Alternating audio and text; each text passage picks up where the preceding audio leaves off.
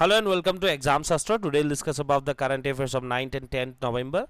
तो हम लोग बात करेंगे आज दोनों ही दिन के करंट अफेयर्स के बारे में, ठीक है, क्योंकि कई सारे रीजंस के कारण मैं हर दिन तो नहीं ले आ पा रहा हूँ। तो 2 दिन का मैं करंट अफेयर्स एक साथ लेके आप लोगों के लिए लेके आऊँगा, ठीक है। तो ये कोर्सेज जो है यहाँ पे ये 2 ही कोर्सेज हम लोगों का चल रहा है। अगर आप लोगों को भी लेना है तो आप लोग कांटेक्ट कर सकते हैं दिए गए नंबर पर। And this is our APSC faculty team and ये हमारे एसएससी एंड स्टेट गवर्नमेंट के लिए फैकल्टी टीम है। तो हम लोगों के साथ बहुत अच्छे अच्छे एजुकेटर्स जुड़े हुए हैं, तो आप लोग भी अगर जुड़ना चाहते हैं तो हमारे साथ कांटेक्ट कर सकते हैं। The first topic is about Karbi Anglong Autonomous Council to raise own police force. Karbi Anglong Autonomous Council का उन लोगों का खुद का पुलिस फोर्स होगा, ये इसके बारे में एक आर्टिकल आया था आज सेंटिनल में, which is important from GS paper 2 and GS paper 5 Assam point of view, ठीक है। तो यहाँ पे ये न्यूज़ है, the Karbi Anglong autonomous council is now going to raise its own police force. The council will introduce a bill to this effect in its 247th session, ठीक है। Now बात ये आता है कि कार्बी आंगलोंग ऑटोनोमस काउंसिल खुद ही अपना पुलिस फोर्स क्या करेंगे बनाने के लिए वो लोग जा रहा है। क्या ये संभव है, ठीक है, क्योंकि with in Assam already Assam के पास अपना पुलिस फोर्स है and with in Assam Karbi Anglong के लिए अलग सा पुलिस फोर्स, क्या ये कहीं पे इसके बारे में लिखा है, इसके बारे में जानेंगे। कॉन्टेक्स्ट मैंने ऑलरेडी बोला है कि Karbi Anglong autonomous council is now going to raise its own police force, ठीक है, ये मैंने ऑलरेडी डिस्कस किया है। The state government will impart arms and other training, और इसके लिए जो भी इन लोगों की ट्रेनिंग कराए जाएंगे, जो भी आर्म्स एंड एम्यूनेशन सप्लाईज होंगे, ये कहाँ से किया जाएगा, स्टेट गवर्नमेंट्स के द्वारा किया जाएगा। Providing arms to the KAAC police force, however the KAAC that means Karbi Anglong autonomous council will be the appointing authority. इन लोगों को अपॉइंट कौन करेंगे, कार्बी आंगलोंग ऑटोनोमस काउंसिल के द्वारा इन लोगों को अपॉइंट किया जाएगा। The council will deploy this personnels in its boundary areas to check infiltration. Basically Karbi Anglong के जो बाउंड्री एरियाज है वहाँ पे इन्फिल्ट्रेशन ना हो, ठीक है, इसको चेक करने के लिए साथ साथ में जो भी आपके mines and minerals rich areas है उन एरियाज को सिक्योरिटी एंड सेफ्टी देने के लिए ये पुलिस फोर्स का इस्तेमाल किया जाएगा। In the first batch the council will recruit over 200 candidates in the ranks of inspector, highest rank will be the inspector, सब इंस्पेक्टर्स एंड कॉन्स्टेबल्स, ठीक है। अभी आता है कि ये जो प्रोविजन है जिसके तहत ये कार्बी आंगलोंग ऑटोनोमस काउंसिल अपना पुलिस फोर्स रेस करने जो जा रहा है, ये कहाँ से मिलता है।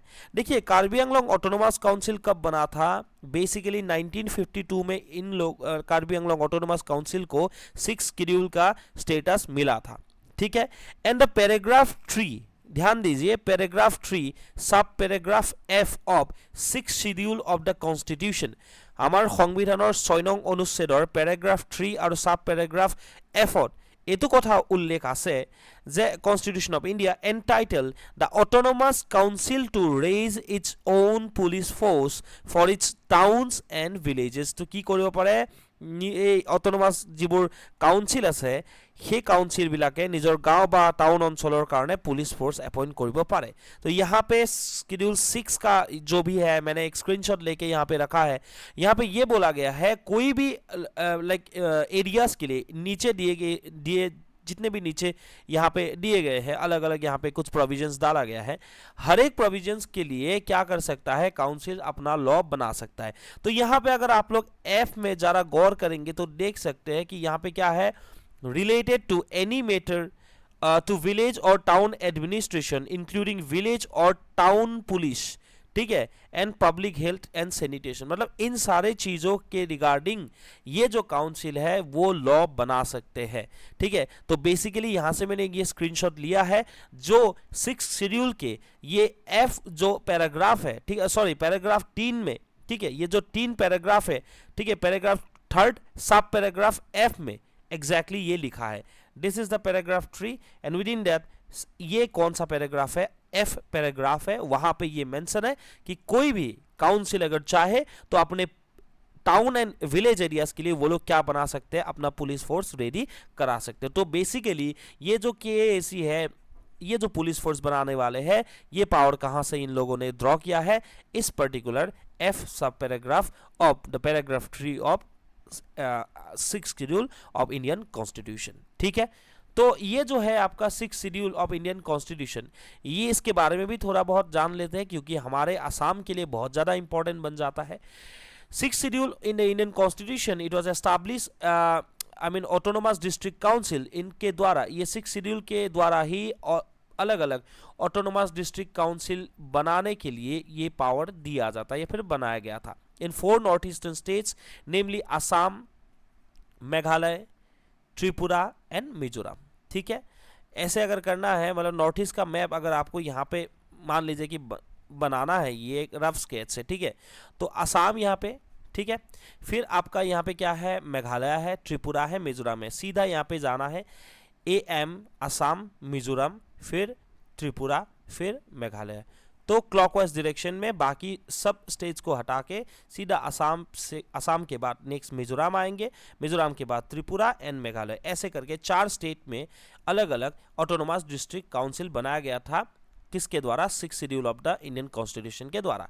ये जो ऑटोनोमस डिस्ट्रिक्ट काउंसिल्स है, this councils envisages protecting and preserving tribal culture, किसके लिए यहाँ पे ये बनाया गया था? To preserve and protect the tribal culture. The rational behind the creation of ADCs is the believe that the relationship to the land is the basis of tribal and indigenous identity. ठीक है sir, so special status of 6 schedule areas के बारे में भी थोड़ा बहुत जान लेते हैं। तो यहाँ पे एग्जैक्टली क्या है कि the 6th schedule was originally intended for the predominantly tribal areas. ठीक है, ट्राइबल पॉपुलेशन जहाँ पे 90% से भी ज़्यादा है of undivided Assam. Basically 6th schedule का जो बनाया गया था, ये आपका जो प्रोविजन रखा गया था, it was basically for the predominantly for the tribal areas of undivided Assam. उस टाइम तक असम डिवाइड नहीं हुआ था। ठीक है, क्योंकि पूरा जो नॉर्थ ईस्ट इंडिया है, जिसको बेसिकली कई सारे स्टेट्स मिलकर असम बोला गया था, वहाँ पे 90% से भी ज़्यादा पॉपुलेशन उस टाइम पे था। Which was categorized as excluded areas, যাক কি হিসাবত কেটেগৰাইজ কৰা গৈছিলে কনস্টিটিউশনৰ আধাৰত এক্সক্লুডেড এৰিয়াজ বুলি কনসিডাৰ বা কেটেগৰাইজ কৰা গৈছিলে under the government of India act of 1935। চ' 1935ত যেতিয়া এই গভৰ্ণমেণ্ট অফ ইণ্ডিয়া এক্ট আহিছিলে, তেতিয়া এই এৰিয়াখিনিক, আমাৰ যিখিনি নৰ্থ ইষ্টাৰ্ণ এৰিয়া আছিলে, য'ত 90%তকৈ বেছি ট্ৰাইবেল পপুলেশ্যন আছিলে, এই এৰিয়াটো কি হিচাপত কনচিডাৰ কৰা গৈছিলে? এক্সক্লুডেড এৰিয়া হিচাপত কনচিডাৰ কৰা গৈছিলে। The sixth schedule of the constitution provides for the administration of tribal areas। ये क्या, यहाँ पे क्या प्रोविजन मिलता है? कौन सा प्रोविजन ये ले करते हैं? To provide, it provides for the administration of tribal areas. Tribal area एडमिनिस्ट्रेशनर कारण ये एम्पावर करे of Assam, Meghalaya, Tripura and Mizoram, and to safeguard the rights of the tribal population in this states. ठीक है, ये हर एक स्टेट में ट्राइबल पॉपुलेशन के राइट्स को सेफगार्ड करने के लिए, एंड साथ साथ में हर एक वो 4 स्टेट्स में ट्राइबल एरियाज को एडमिनिस्टर करने के लिए ही ये 6th शेड्यूल को लाया गया था। ठीक है, basically for the undivided Assam. ठीक है, जहाँ पे 90% से भी ज़्यादा लोग ट्राइबल्स थे, and government of India act of 1935 में इस एरिया को एक्सक्लूडेड एरियाज भी बोला गया है। सो बेसिकली 2 ऑब्जेक्टिव है, one for administration of the tribal areas, another is to protect the rights of the tribal population of this states. ठीक है, this special provision is provided under article 244 subclause 2, ठीक है, and article 275(1) of the constitution. तो ये जिदुटा special provision আছে, এটো code পোৱা যায় সংবিধানৰ আৰ্টিকল 244(2) আৰু আৰ্টিকল 275(1)ত এই সংবিধানৰ উল্লেখ আছে। ঠিক আছে, the 6th schedule provides for autonomy in the administration of these areas through autonomous district council। basically 6th schedule কি provide কৰে? এই এৰিয়াবোৰত autonomy provide কৰে for administration, okay, বা from administrative point of view through কেনেকৈ কৰে, কাৰ জৰিয়তে autonomy বা like administration autonomy লাভ কৰাব পাৰে? through autonomous district council। বেলেগ বেলেগ autonomous district council গঠন কৰি তাতে সেই অঞ্চলৰ এডমিনিষ্ট্ৰেশ্যনৰ অটনমি প্ৰভাইড কৰে। ঠিক আছে, চ' আৰ্টিকল 2টা ইম্পৰ্টেণ্ট হয়, 244(2) এণ্ড 275(1)।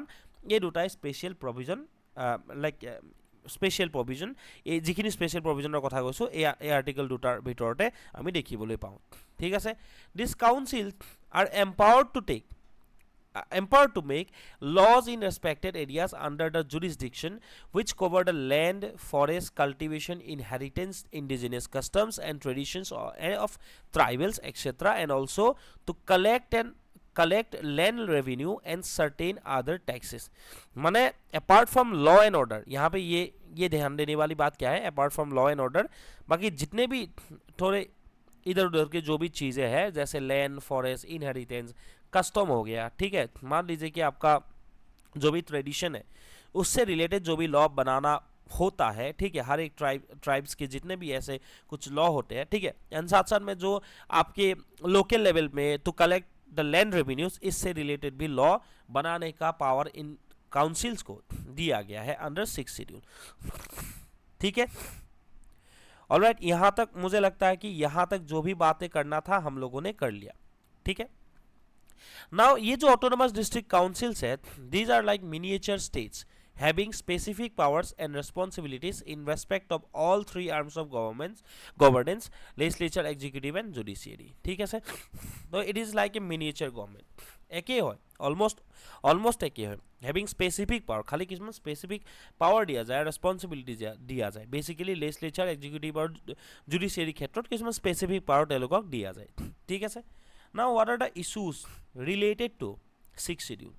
हमारे यहाँ के खोना से असम में कितने हैं, असम में 3 यहाँ पे हम लोग को मिल जाता है जो 6 शेड्यूल के द्वारा ऑटोनोमस डिस्ट्रिक्ट काउंसिल बनाया गया है। ऑल्दो स्टेट्स एक्ट के तहत बहुत सारे ऑटोनोमस काउंसिल को बनाया गया है, for example Mising autonomous council, Deori autonomous council, ये सब भी है, लेकिन 6 शेड्यूल के अंदर इन लोगों को नहीं, इन सभी काउंसिल्स को नहीं बनाया गया है। तो यहाँ पे सिर्फ आपका जो है बोडोलैंड, ठीक है, फिर आपका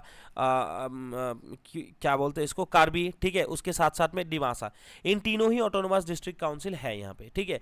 ऑल्दो नॉर्थ ईस्ट में कई सारे हैं, मेघालय में भी 3 है, ठीक है, आपका त्रिपुरा, मिजोरम में भी है। तो इसके बारे में थोड़ा बहुत नॉलेज रखिए, ऑलमोस्ट कितना टोटल यहाँ पे एडीसीज है ये जानना बहुत इंपॉर्टेंट है। हमारे आसाम में 3 है, ठीक है। नाउ इशूज क्या है यहाँ पे देख लेते हैं। देखिए, पहला जो है अंडरमाइनिंग ऑफ कॉन्स्टिट्यूशनल प्रिंसिपल्स। ऐसा क्या हो गया जिससे ये हम लोग को लिखना पड़ रहा है कि अंडरमाइनिंग द कॉन्स्टिट्यूशनल प्रिंसिपल्स? क्यों? बिकॉज यहाँ पे जो नॉन ट्राइबल्स रहते हैं, नॉन ट्राइबल्स को उन लोगों के कई सारे राइट्स से इन लोगों को सुविधा नहीं मिलता। जैसे कॉन्स्टिट्यूशन में जिस सारे भी राइट्स के बारे में लिखा रहता है, यहाँ पे जो लोग रहते हैं इन सारे ऑटोनोमस डिस्ट्रिक्ट काउंसिल्स के बाउंड्री में जो लोग रहते हैं उन लोगों के लिए थोड़ा बहुत दिक्कत होता है। The 6 schedule discriminates against the non tribals residents in various ways and infringes upon their fundamental rights like the right to equality before law, Article 14, right against discrimination, Article 15, and the right to settle anywhere in India। आप लोगों को पता होगा कई सारे जहाँ पे autonomous districts है, काउंसिल्स है, वहाँ पे आपको लैंड खरीदने का सुविधा नहीं मिलता है। कई सारे में क्या लगता है, इनर लाइन परमिट ILP भी लग जाता है। तो इसे यहाँ पे अगर देखिए तो हर एक सिटीजन के लिए जो भी सुविधा दिया गया है इस एरियाज में वहाँ पे एक्सेप्शन की तरह वो देखा जाता है। इसीलिए बोला गया है कि undermining of constitutional principles for the non tribals. ये याद रखिए, ये ध्यान दीजिए। नेक्स्ट जो है मल्टीपल सेंटर्स ऑफ पावर, ठीक है। मल्टीपल सेंटर्स ऑफ पावर कैसे है? It has created multiple power centers instead of bringing in a genuine process of autonomy in the region. There are frequent conflict of interest cases between the district councils and the state legislature। মানে এনেকুৱা হৈ যায় ন, ষ্টেটতো আছে এখন state লেজিসলেচাৰ, আকৌ তেওঁলোকৰ লেভেলত কাউন্সিল লেভেলতো লেজিসলেশ্যন চলে। চ' কেতিয়াবা কি হৈ যায়, কিছুমান ল কণ্ট্ৰাডিক্ট কৰে। চ' মাল্টিপল सेंटर्स ऑफ पावर होने कारण कॉन्ट्राडिक्शन हमें देखिए पाऊँ।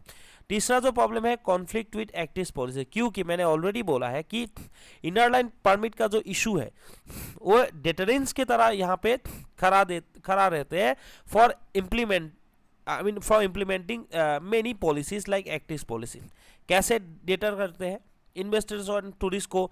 वहाँ पे देखिए, एक जो है कि जिस एरिया में मोबिलिटी ज़्यादा होगा, जिस एरिया में मोबिलिटी के लिए कोई भी इश्यूज नहीं है, कोई भी डेटरेंस नहीं है, कोई भी प्रॉब्लम नहीं है, वहाँ पे ज़्यादा डेवलपमेंट होगा। और हर एक प्रोजेक्ट को अगर इम्प्लीमेंट करना है, प्रोजेक्ट्स लाइक एक्टिव पॉलिसी, वो कहाँ से होगा? नॉर्थ ईस्ट के थ्रू ही पास होगा।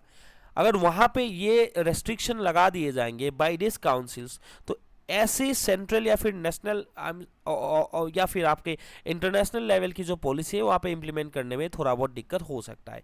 The restriction under the 6th schedule as act as a road block for the success of active policy, ठीक है, for which seamless connectivity and exchange within the northeastern states are essential.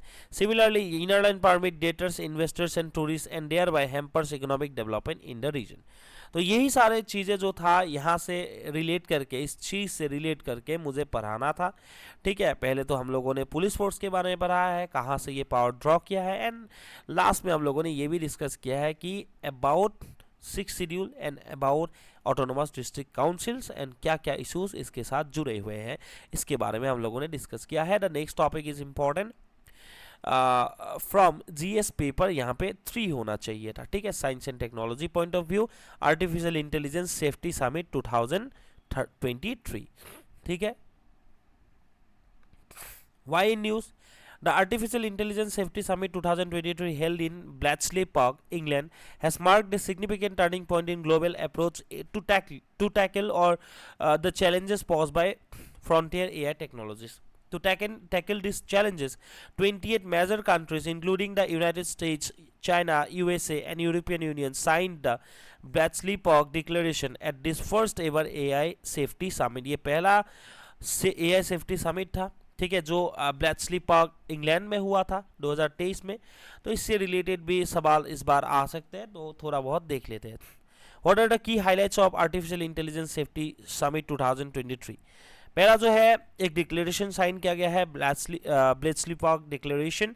यहाँ पे ये पहला declaration बन जाता है, ठीक है, first global pact on tackling frontier AI risk, and it reflects a high level political consensus and commitment among the major AI players in the world. It acknowledges the potential of AI and to enhance human well-being, but also recognizes the risk posed by AI. Main कथा तो है कि चीज क्या है, देखिए, it acknowledges potential of AI, ठीक है, जो भी AI का पोटेंशियल है इसको भी एक्नॉलेज कर रहा है, ठीक है, basically to enhance human wellbeing.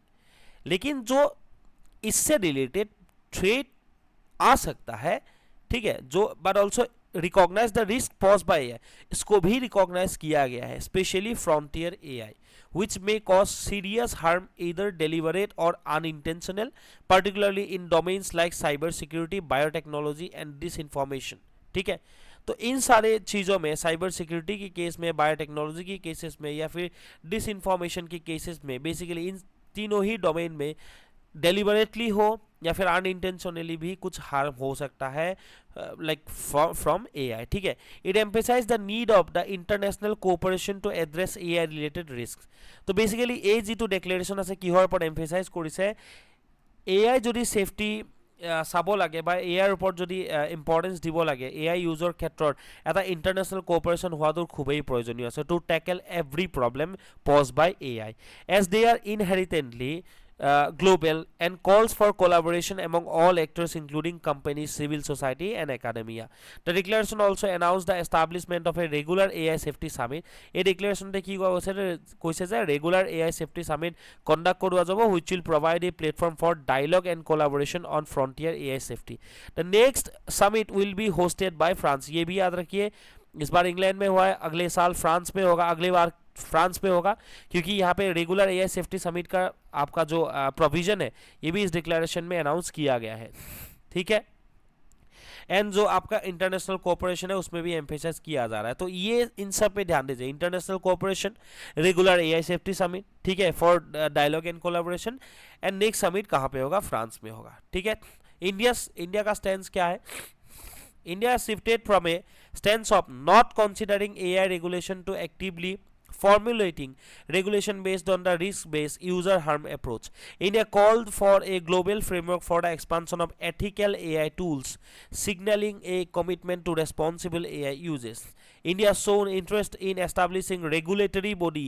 India regulatory body भी बनाना चाह रहा है, वहाँ पे इंटरेस्ट दिख रहा है at the both domestic and international levels to ensure responsible use of AI and ethical AI tools पे भी इंडिया, इसका भी एक्सपांशन में इंडिया काम करेंगे।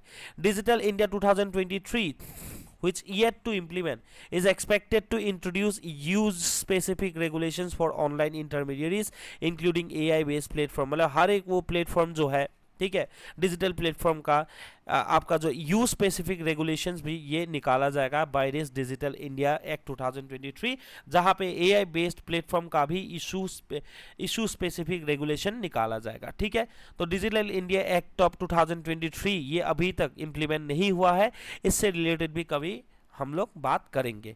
The next topic is important from GS paper 2 international relation point of view. It is about India and Bhutan relationship.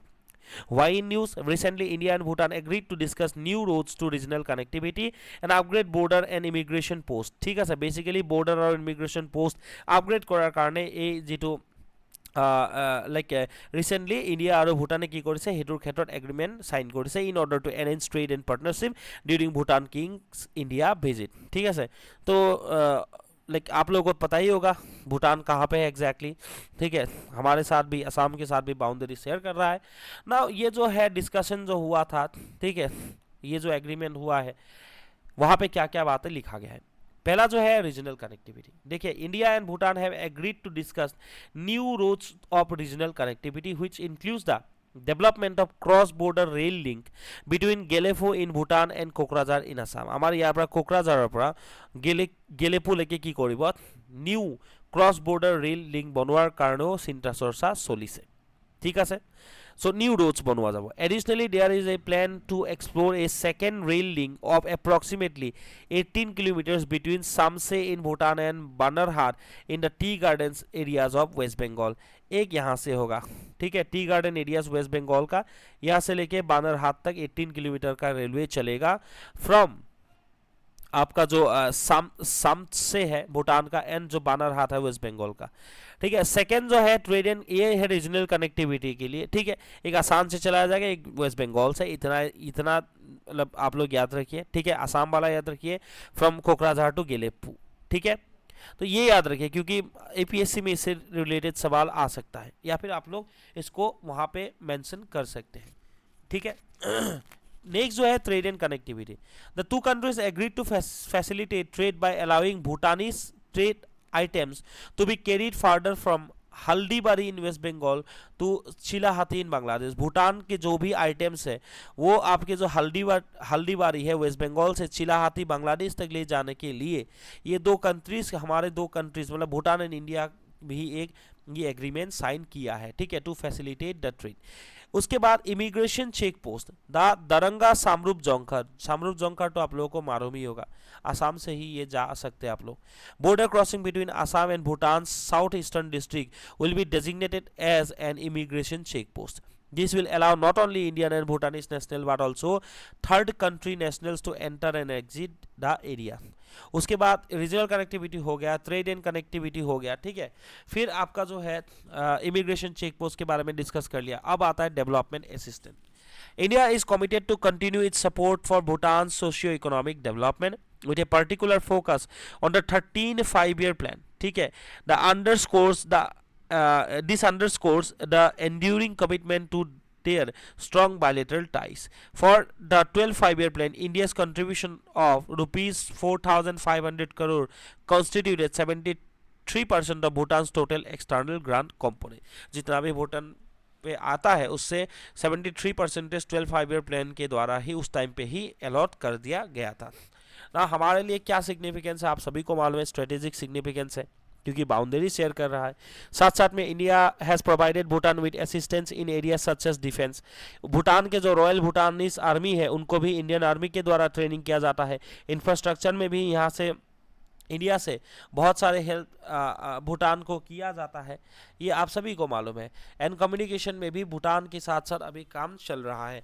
In 2017 during the Doklam standoff, Doklam में जो issue हुआ था between India and China, Bhutan played a crucial role in allowing Indian troops to enter its territory to resist Chinese incursion. तो Bhutanese गवर्नमेंटे কি কৰিছিলে Indian আৰ্মিক সেইখিনি পাঠ দিছিলে so that they can go like to prevent the Chinese aggressions। ठीक है, ये strategic importance है हमारे लिए, साथ साथ में आपका जो है इकोनॉमिक इंपॉर्टेंस, क्योंकि इंडिया जो है ना ये भूटान का लार्जेस्ट ट्रेडिंग पार्टनर है and Bhutan major export destination है, भूटान से भी यहाँ पे माल आता है। Bhutan hydro power potential is a significant source of revenue for the country and India has been instrumental in assisting Bhutan in developing its hydropower projects। ठीक है, साथ साथ में जो है India also provides Bhutan with financial assistance for its developmental projects।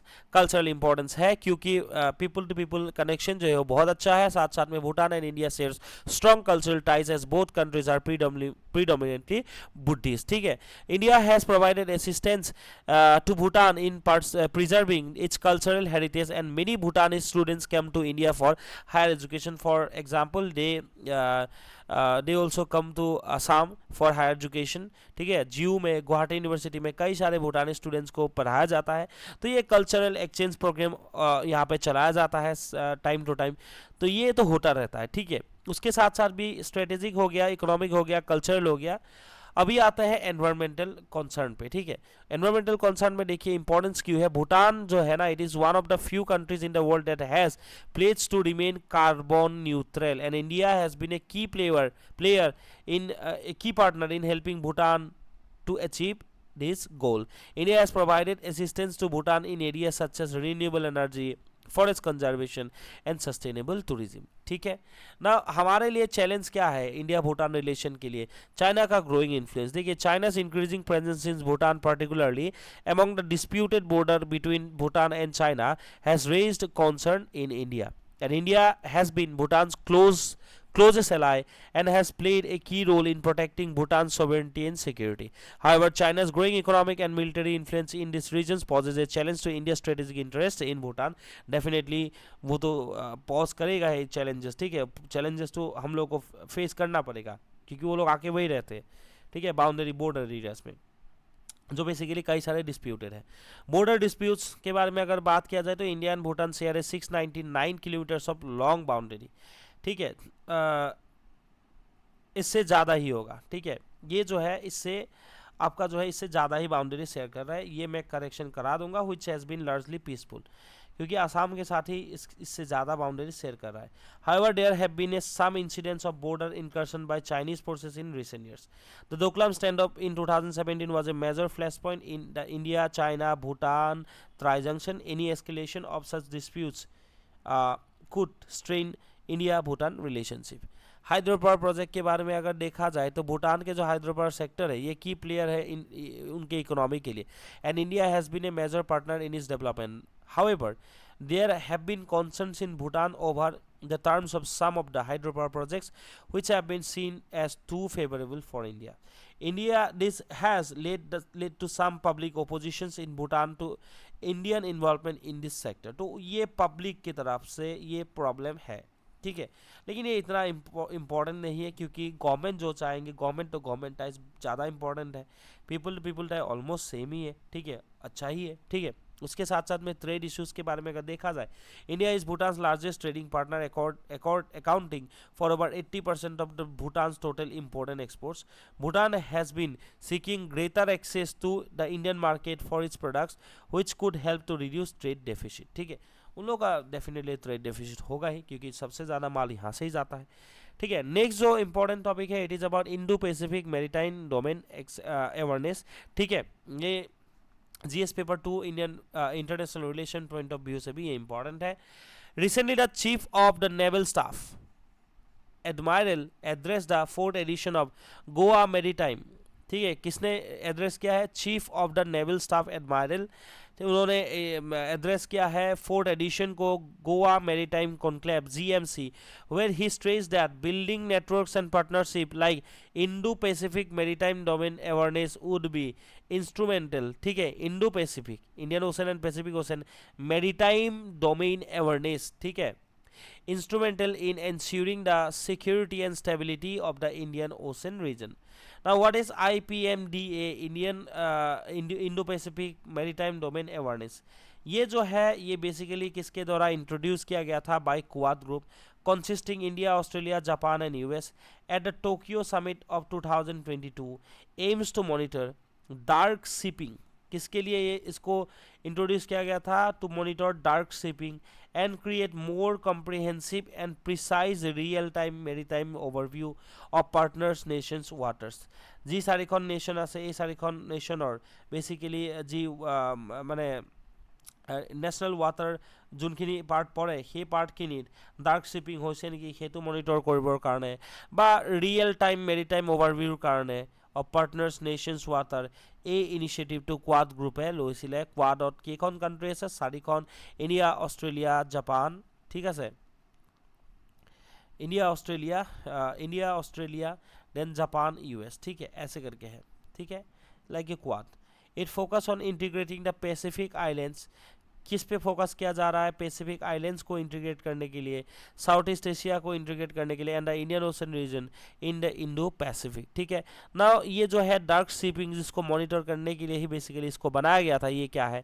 Dark shipping is a term use to describe a vessel operating with its automatic identification system turned off, ठीक है। जो ये क्या होता है? वेसल में ऑटोमेटिक आइडेंटिफिकेशन सिस्टम ये लगा हुआ रहता है, जो टर्न ऑफ करके चलते हैं।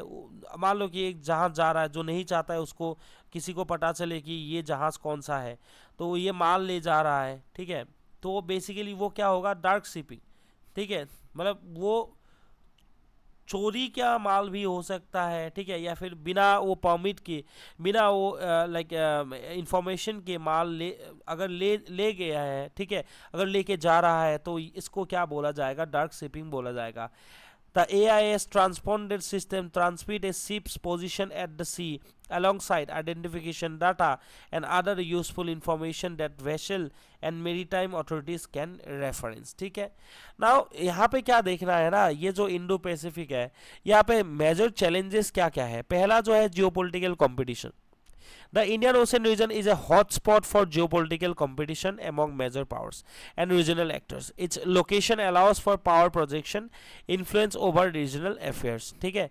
एंड मतलब यहाँ पे क्या है ना, पावर प्रोजेक्शन के लिए, ये जो है पावर प्रोजेक्शन के लिए ये एरिया जाना जाता है हर एक कंट्रीज के द्वारा। And influence over regional affairs, जो भी हर एक कंट्री के रीजनल अफेयर्स में इन्फ्लुएंस करने के लिए भी ये एरिया को जाना जाता है। बेसिकली इंडियन ओशन रीजन एक हॉटस्पॉट है जियोपॉलिटिकल कंपटीशन के लिए। The presence of key choke point such as the strait of Hormuz. कहाँ पे है स्ट्रेट ऑफ हॉर्मोज? ये है स्ट्रेट ऑफ हॉर्मोज, ठीक है, ये आपका है अरेबियन पेनिनसुला। ये जो स्ट्रेट है, यहाँ पे एक स्ट्रेट है छोटा सा ना। स्ट्रेट क्या है? स्ट्रेट देखिए क्या है आप लोगों को अगर जानकारी है तो बहुत अच्छी बात है, लेकिन ऐसा होता है, मान लीजिए ये जो नैरो स्ट्रिप है, ठीक है, नैरो स्ट्रिप ऑफ जो आपका क्या बोलते हैं इसको, वाटर है, ठीक है, which is surrounded by land, ठीक है, मान लो दोनों ही तरफ लैंड है, यहाँ लैंड है और इसके बीच में क्या है? एक स्ट्रिप ऑफ वाटर है, नैरो स्ट्रिप ऑफ वाटर। ये जो वाटर बॉडी होगा ना, ये जो नैरो स्ट्रिप है, इसको ही बोला जाएगा स्ट्रेट, इसको ही बोला जाएगा स्ट्रेट, ठीक है। तो यहाँ पे ये आपके ट्रेड पर्सपेक्टिव से बहुत इंपॉर्टेंट बन जाता है। Now the presence of key choke points such as Strait of Hormuz, the Bab el Mandab यहाँ पे है, अफ्रीका के पास में है। द मालक्का स्ट्रेट, यहाँ पे ये है मालक्का स्ट्रेट, ठीक है, यहाँ पे ये है स्ट्रेट ऑफ मालक्का, ठीक है। Further enhances it's strategic significance. China's militarisation move क्या है? देखिए ये भी इंपॉर्टेंट है कि ये चैलेंज क्यों है, ठीक है। China has been a challenge to India's interest and stability in the Indian ocean region. India's neighbors are receiving military and instructional assistance from China, including submarines for Myanmar and its overseas military base in Djibouti, ठीक है, जिबोटी है यहाँ पे almost, ये है आपका, ये है जिबोटी। इन सारे जो भी एरियाज है जिबोटी में, म्यांमार में, ठीक है, यहाँ पे चाइना के द्वारा मिलिट्री असिस्टेंस प्रोवाइड किया जाता है। तो इनडायरेक्टली ऑल्दो चाइना यहाँ पे है, लेकिन इनके जो बेस है वो अलग अलग कंट्रीज में, अफ्रीका में ऑलमोस्ट ये जो पूरा कंट्रीज है यहाँ पे चाइना का इन्फ्लुएंस है, इन लोगों का चाइनीज बेस है, म्यांमार में है, ठीक है, तो बेसिकली इंडियन ओशन में सबसे ज़्यादा जो इम्पोर्टेंट पावर है वो इंडिया ही है, लेकिन चाइना किसी ना किसी तरीके से हर एक वो कंट्री में वो क्या करना चाहते हैं, अपना बेस बनाना चाहता है। एंड ये जो इंडियन ओशन रीजन है इसको और साथ साथ में इंडिया को चारों तरफ से घेरने की एक कोशिश किया चाइना के द्वारा जा रहा है। तो हमारे लिए ये भी इम्पोर्टेंट है, ठीक है। मेजर चैलेंजेस है इंडियन ओशन रीजन के लिए, पहला तो है जियोपॉलिटिकल कंपटीशन, हर एक आके यहाँ पे पावर प्रोजेक्शन करते हैं। तीसरा जो है maritime security threats, the Indian ocean region is vulnerable to various maritime security threats including piracy. सबसे जो आपका पायरेसी होता है वो इस साइड में होता है, मतलब आप लोग अगर देखेंगे यहाँ से क्या है, देखिए यहाँ से ना, यहाँ पे है आपका रेड सी, यहाँ पे है आपका मेडिटेरेनियन सी, और यहाँ पे एक है सुएज कैनल, ठीक है। पहले जो ट्रेड रूट था ये cap of good hope, Africa का जो ये कैप ऑफ गुड होप है, यहाँ होके इंडिया आते थे लोग। फिर सुएज कैनल जब कंस्ट्रक्शन हुआ 1860s के आसपास में, तो वेस्टर्न यूरोपियन मार्केट को मेडिटेरेनियन सी के साथ साथ में आपका जो सुएज कैनल है इसके थ्रू पार होके, रेड सी होके, फिर बाबल मंदाब होके वो लोग कहाँ आते थे, यहाँ पे इंडिया में या फिर साउथ ईस्ट एशिया तक वो ट्रेड होता था ना। यहाँ पे अभी केसेस क्या हो रहा है, अफ्रीका के बीचों बीच में से, अरब के बीचों बीच में से जो ट्रेड आते हैं, मतलब बेसिकली जो सुएज कैनल होके फिर बाबल मंदाब होके ट्रेड जाते हैं या फिर आते हैं, यहाँ पे पायरेसी का, स्मगलिंग का, इलीगल फिशिंग का बहुत ज़्यादा, इंक्लूडिंग टेररिज्म का केसेस सामने आया है। Also the vastness of the Indian Ocean makes it challenging to monitor and secure its maritime domain effectively, ठीक है।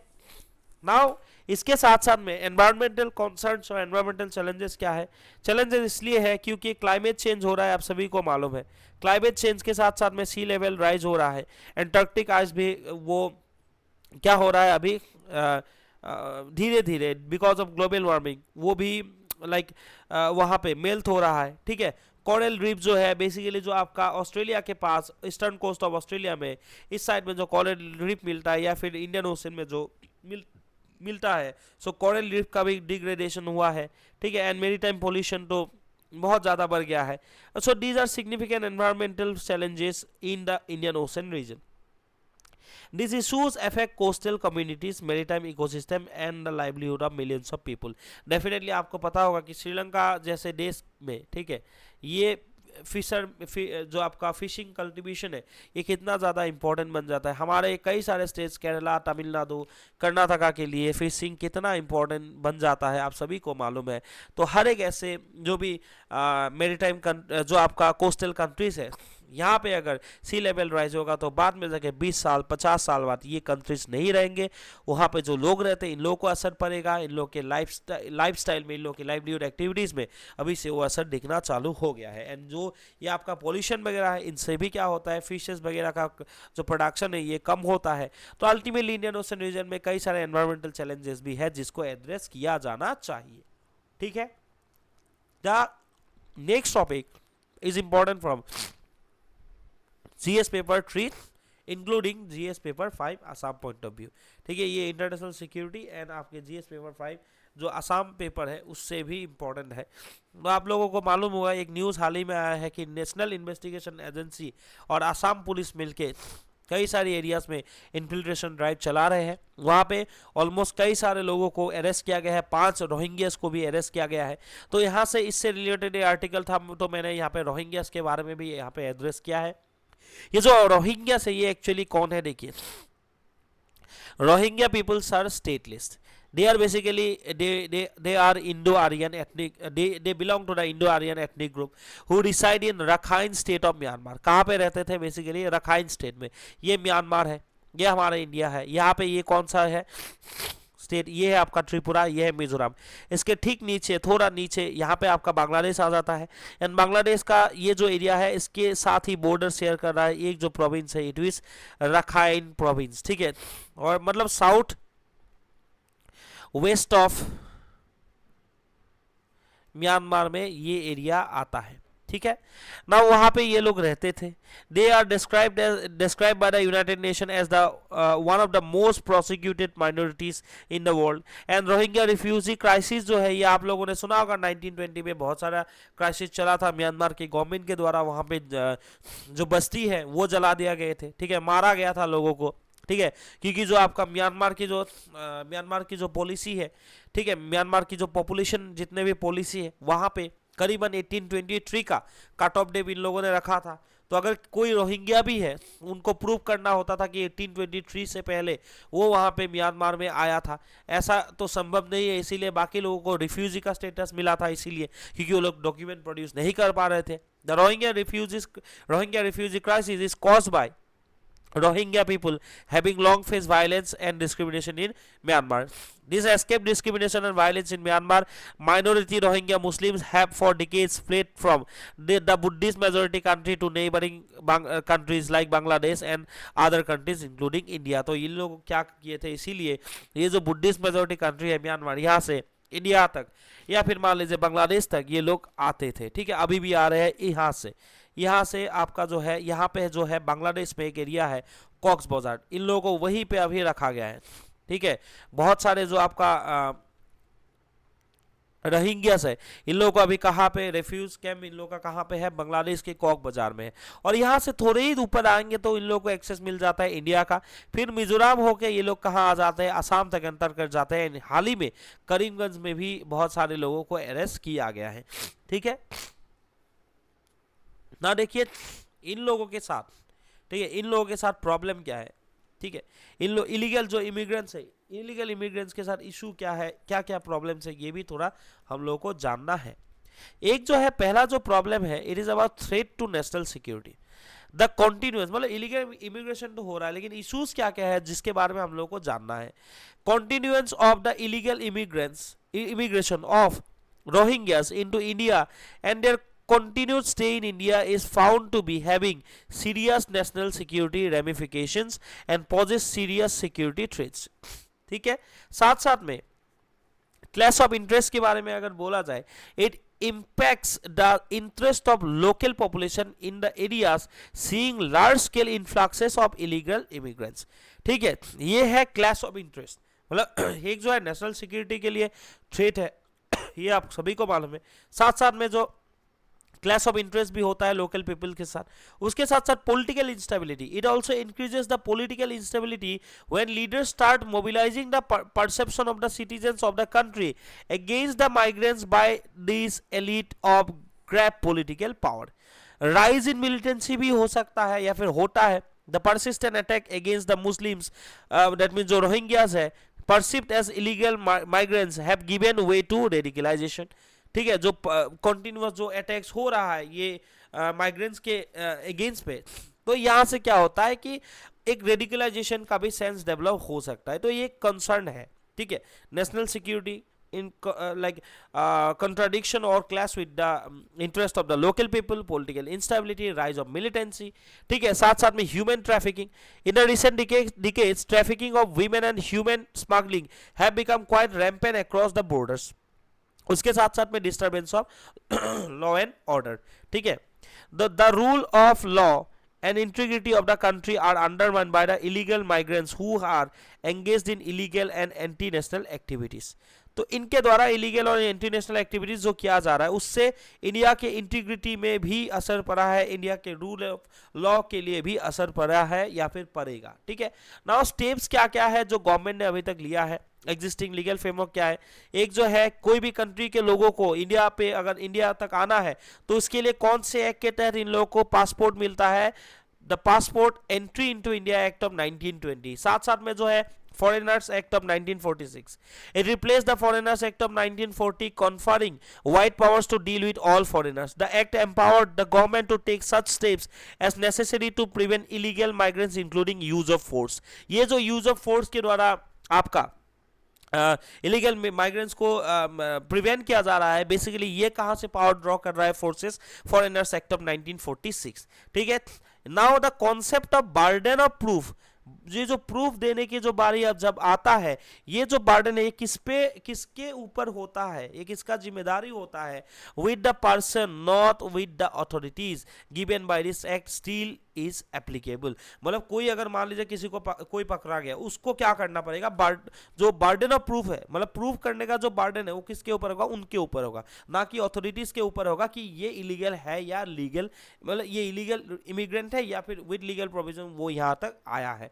सो ये उनके ऊपर है। तो इसलिए ये बहुत ज्यादा आज के डेट पे भी फॉरेनर्स एक्ट ऑफ 1946 एप्लीकेबल बन जाता है। ठीक है, उसके साथ साथ में जो रजिस्ट्रेशन ऑफ फॉरेनर्स एक्ट है ऑफ 1931, ये भी प्रोविजन यहाँ पे है। ठीक है, all the foreign nationals excluding overseas citizens of India if they are visiting India on a long term visa more than 180 days are required to register themselves with an registration officer within 14 days of arriving in India. कोई अगर 180 days से ज्यादा दिन के लिए India पे आया है तो उन लोगों को विद इन 14 days कोई एक रजिस्ट्रेशन ऑफिसर के साथ में उन लोगों को रजिस्टर करना पड़ेगा। Pakistani nationals visiting India are required to register, इन लोगों के लिए कोई अगर पाकिस्तानी नेशनल है तो 24 घंटे के अंदर ही इन लोगों को यहाँ पे रजिस्टर करना पड़ेगा। ठीक है, arriving regardless of the duration of their stay. उसके साथ साथ में सिटीजनशिप अमेंडमेंट एक्ट ऑफ 1955 भी है। So it provides for the acquisition and determination of Indian citizenship. More over the constitution has also provided citizenship rights for overseas citizen of India, non residents of Indians and persons of Indian origin. ठीक है, ना illegal migrant and refugee में क्या अंतर है थोड़ा देख लेते हैं। इलीगल माइग्रेंट जो है, द फॉरेन नेशनल्स, ये लोग क्या होते हैं, फॉरेन नेशनल्स होते हैं basically who enter the country without a valid travel document are treated as illegal migrants. Refugee क्या होता है, under the 1951 UN Convention on the Status of Refugees, जो 1951 का UN convention था on the status of refugees and the subsequent 1967 protocol, 1967 में जो UN protocol आया था, the world refugee pertains to any person who is outside their country of origin and unable or willing to return owing to well-founded fear of persecution for reasons of race, religion, nationality, membership of a particular social group or political opinion। মানি লোৱা কোনোবা এজন ব্যক্তি কি হৈছে, নিজৰ কান্ট্ৰিৰ পৰা বাহিৰত তেওঁ আছে, ঠিক আছে, তো এই যেটো UN convention on status of refugee 1951 বা 1967 প্ৰটোকলৰ জৰিয়তে বেসিক্যালি ৰিফিউজি তেওঁলোকক বুজোৱা হয় সেই মানুহজন যিজন নিজৰ কান্ট্ৰিৰ পৰা বাহিৰত আছে, ঠিক আছে, মানে য'ত তেওঁৰ জন্ম হৈছে, মানে ঠিক আছে, and unable to willing to return, তেওঁলোকে বিচৰা নাই নিজৰ কান্ট্ৰিলৈ উভতি যাবৰ কাৰণে বিকজ অফ চাৰ্টেইন ৰিজন, যিটো ৰেচৰ ৰিলেটেড হওক বা ৰিলিজিয়াছ হওক বা নেশ্যনেলিটিৰ ৰিলেটেডে নহওক কিয়, বেচিকেলি যাৰ জৰিয়তে তেওঁলোকে পাৰ্চিকিউশ্যনৰ সন্মুখীন হোৱা বা ফেচ কৰাৰ এটা ভয় থাকে, তাৰ কাৰণে তেওঁলোক উভতি নোযোৱাৰ বাবে সিদ্ধান্ত গ্ৰহণ কৰে, সেই মানুহখিনিক ৰেফিউজি বুলি কোৱা হয়। For example Afghan refugees who are residing in India, ठीक है, basically in New Delhi. So India is not a signatory to the 1951 UN convention relating to the status of refugees and 1961 protocol thereon। Conclusion, it would be still better if India took the initiative to encourage other countries in the South Asia Association for Regional Cooperation to develop a SAARC convention or declaration on refugees। अगर UN की तरह अगर SAARC countries भी कोई declaration sign करेंगे, ठीक है, तो इंडिया के लिए भी ये बेटर हो सकता है, ठीक है, which in which member states would agree to ratify the 1951 Refugee Convention and the 1967 Protocol and record their reservation to various clauses। ठीक है, आई होप आप लोगों को समझ में आ रहा है। The next topic is important from GS paper 3 environment and GS paper 5 Assam point of view. It is about white wing wood duck, जो बेसिकली एक न्यूज आया था, bid to save state bird from extinction, Assam government WTI draw strategy to protect white wing wood duck. ठीक है, तो इसके बारे में भी देख लेते हैं। जो wildlife trust of India है, it recorded just 24 individuals in 39 sightings from the 3 forest range, Nameri, upper Dihing and reserve, upper Dihing and Dumduma Dangori forest complex, এই তিনিখন বেসিক্যালি তিনটা যি সাইট আছে, ঠিক আছে, এই সাইটৰ পৰা এখন নেশ্যনেল পাৰ্ক আছে আৰু এখন আপাৰ ডিহিং ৰিজাৰ্ভ ফৰেষ্ট আছে আৰু এখন ডুমডুমা ডাঙৰি ফৰেষ্ট কমপ্লেক্সৰ পৰা মাত্ৰ 24টা individual forest wildlife trust of ইণ্ডিয়াই কি কৰিছে, ৰেকৰ্ড কৰিবলৈ সক্ষম হৈছে, মাত্ৰ 24টা ইণ্ডিভিজুৱেল। চ' এই যিটো হোৱাইট উইং উড ডাক আছে, যাক দেওহা বুলি কওঁ, it was declared as a state bird in 2003, ठीक है, किसका स्टेट बर्ड, कौन से स्टेट का स्टेट बर्ड, असम का स्टेट बर्ड, इसको डिक्लेयर किया गया था 2003 में ही। देखिए व्हाइट विंग वुड डक जिसको हम लोग देवहा बोलते हैं, ये असम में पाया जाता है बिकॉज ऑफ हिज घोंसली calls. Declared as the state bird of Assam in 2003, sadly its conservation status has not improved in recent years. On the contrary the bird may become extinct if the conservation efforts continue to delve into a darker pit. The IUCN International Union for Conservation of Nature listed the white-winged wood duck, ठीक है, as endangered since 1994.